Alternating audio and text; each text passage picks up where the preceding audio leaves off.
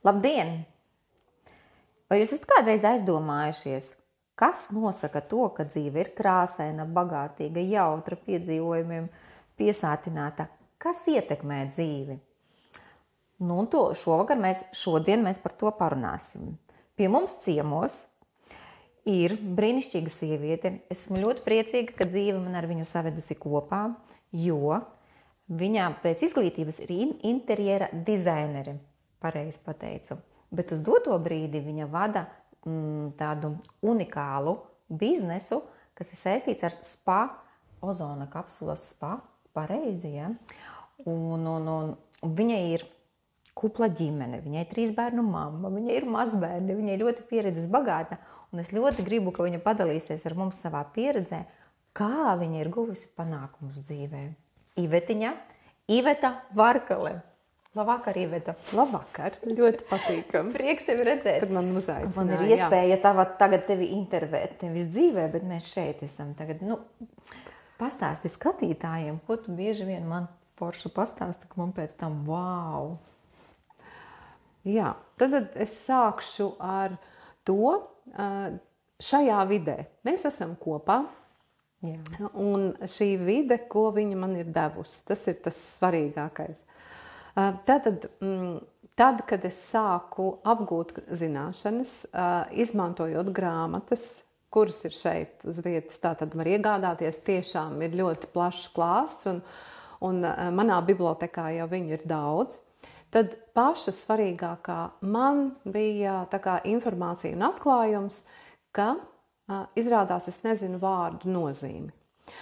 Un uz šo brīdi man ir jau sarūpētas ļoti daudz vārnīcas latviešu un krievu valodā pamatā. Un es saprotu, ka arī vārnīcas patiešām viņas ir vajadzīgas daudz un dažādas, tāpēc, kad informācija, kas viņās ir rakstīta, viņa atšķirās. Es nerunāšu tagad par interneta vidi, ja, bet tieši par grāmatām. Un, ja es zinu vārda nozīmi, tas nozīmē, ka es raidu savu domu, izsaku savu domu precīzi, kā es teikšu, kaut kur augšā visumā, vai vienalga, vai arī cilvēki, kas ir ap mani, ja, viņi sapratīs, ko es viņiem gribu pateikt. Bet šeit atnākot, es sapratu vienu, kad visvienkāršāko vārdu jēgu es patiešām nezinu. Es viņu traktēju tā vispārēji vai intuitīvi. Ja? Un es visiem iesaku patiešām paskatieties dažādās vārnīcās visvienkāršāko. Piemēram, vārds, dzīve, laime, ja? Un jūs paši būsiet pārsteigti. Jo ir kaut kāds automāts, kas mūsos strādā, un mēs automātiski līdz ar to virspusēji klausamies cilvēkos. Tas bija mans pirmais atklājums tieši par vārdiem. Tad sanāk, bija kaut kādā kursā, tu paņēmi grāmatu mācīties, ja? Un tad tu tur sāki, vārdu sakot, pēc tehnoloģijas mācījies, ja? Tā kā, jo nekur jau citur, piemēram, es šeit tikai reāli saskāros ar to, ka vispār ir vārdi jāskaidro. Jo patiesībā es esmu arī izgājusi akadēmiju, jau universitāti beigusi, ja? Sāku akadēmijā mācīties, beidzu universitāti, bet elementārus vārdus nenoskaidroju, ja? Un tikai tad, kad nonācu šeit, tad es sapratu, wow, es būtu tik daudz laika ietaupījusi, ja es būtu toreiz jau izskaidrojis to vārdu, ja? Kas tā ir par tehnoloģiju? Tu tā kā iepazinies ar to tehnoloģiju, ja? Jā, tā patiešām ir tehnoloģija, kā mēs vārdus vispār mācamies, cik mēs viņu dziļi un pamatīgi varam iegūt šīs vārda pielietošanas prasmi, ja? Jo tur arī vesela sistēma, kā mēs tātad iemācamies šo vārdu, jo mums viņš ir jāizmanto daudzkārtīgi un dažādos variantos. Un tas bija tas, ko es padomāju, ka es būtu ārkārtīgi priecīga. Tā kā bērni jau ir izauguši, un tas vairs jau tā kā ir pagājis laiks, ja? Bet mazbērniem, ka tas būtu tiešām kā skolas programma, lai iemāca mācīties.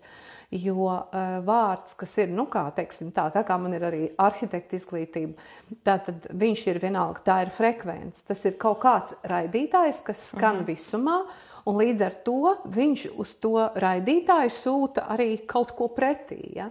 Un, ja es izmantoju nepareizos kodus, ja, tad līdz ar to tā apkārtējā pasaulē man nevar dot tieši to, ko es pati vēlos. Un tad bieži vien mēs sakam, es paprasīju tur, teiksim, ābolu, jā, kāpēc man atkal atnes banānus. Ja?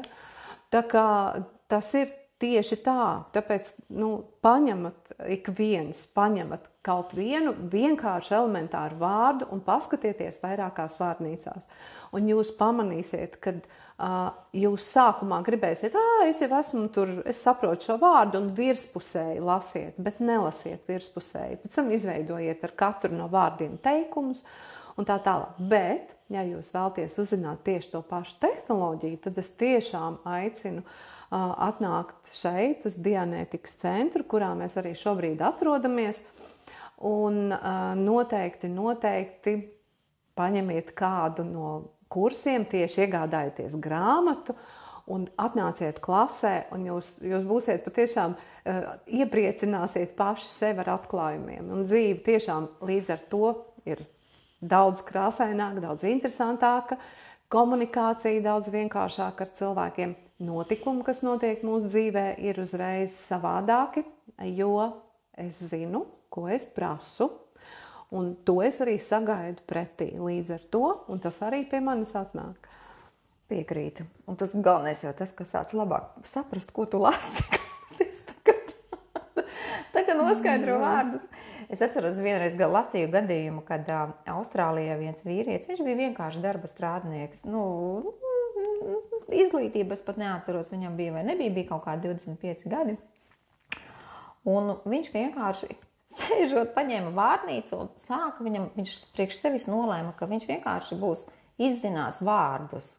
Vienkārši ņems vārnīcu un vārdu pa vārdam izzinās līdz pēd. Un viņš kļuva par miljonāru.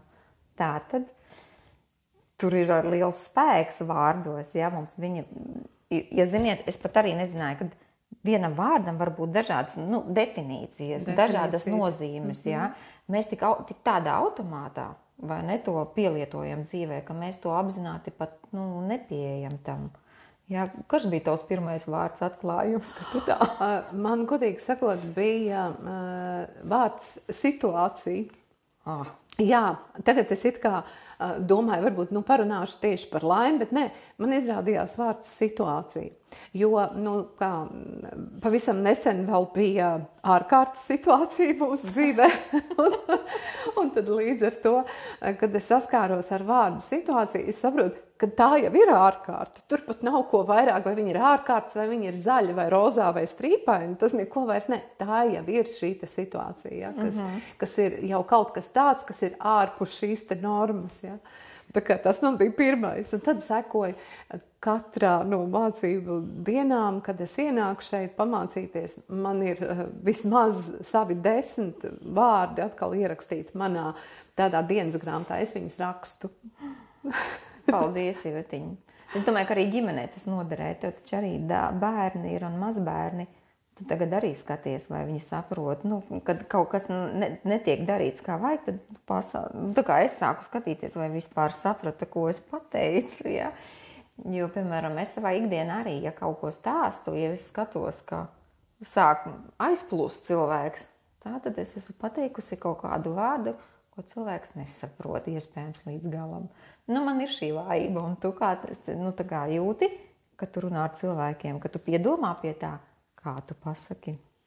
Jā, paldies tev arī par šo patiesībā jautājumu, jo es paņēmu tā kā virspusējo to vēstījumu par vārdiem, bet ja mēs ieskatāmies tā kā tālāk to, ko tagad Žanna mums pateica, ja, tas ir tas, ka, ja mēs redzam cilvēka reakcijas, vai viņš paliek miegains, vai viņš sāk skatīties pa logu, vai vispār viņš, zaudē bezmaz vai uzreiz tādu samaņu, kā es saku, acis aiziet aiz acu āboliem un neko nesaprot. Ja?